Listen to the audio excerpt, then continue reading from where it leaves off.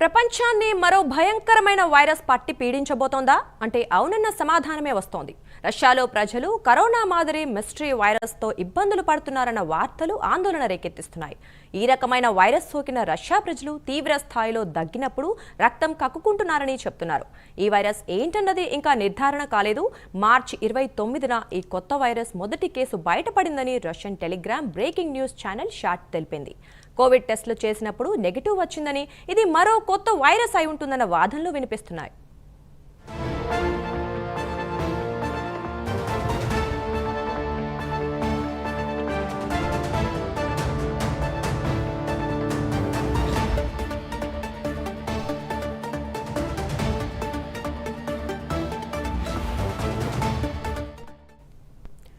రష్యాలోని అనేక నగరాల్లోని ప్రజలు వారాల తరబడి తీవ్రమైన జ్వరాలు, ఒళ్ళునొప్పులతో బాధపడుతున్నారని తెలిసింది. ఇన్ఫ్లుయెంజా ఏ, బి, సార్స్, కోవిడ్లు పరీక్షల్లో వీరందరికీ నెగిటివ్ వచ్చిందని తేలింది. గుర్తు తెలియని వైరస్ కారణంగా తీవ్రమైన శ్వాసకోశ ఇన్ఫెక్షన్స్తో ఈ పేషెంట్స్ బాధపడుతున్నారని వైద్యులు నిర్ధారించారు. అయితే రష్యాకి చెందిన ఏజెన్సీ రాస్పుట్రీ నడ్జార్ ఈ వార్తలని ఖండించింది.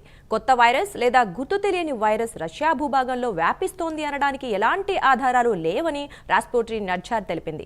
అయితే పరిస్థితులు పూర్తిగా నియంత్రణలో ఉన్నాయని, నిలకడగా ఉన్నాయని రాస్పుట్రీ నడ్జార్ స్పష్టం చేసింది.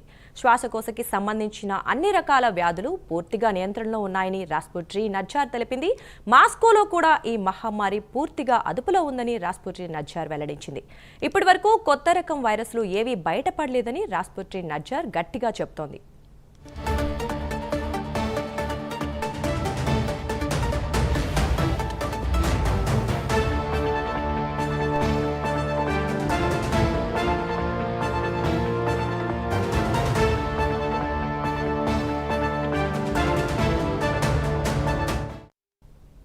అలెగ్జాండ్రా అనే మహిళ ఈ తరహా కొత్త వైరస్తో బాధపడుతోందని టెలిగ్రామ్ ఛానల్ షాట్ తెలిపింది.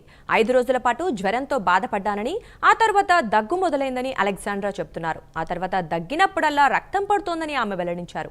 ఎన్ని మందులు వాడినా తగ్గలేదని ఆమె వివరించారు. అయితే అలెగ్జాండ్రా మైక్రోప్లాస్మా న్యూమోనియాతో బాధపడుతున్నారని వైద్య పరీక్షల్లో తేలింది. ఇది ఫ్లూ, న్యూమోనియా మాదిరిగానే ఉందని వైద్యులు తెలిపారు. కొత్త వైరస్ వ్యాపించినట్లు ఎటువంటి ఆధారాలు లేవని వెల్లడించారు.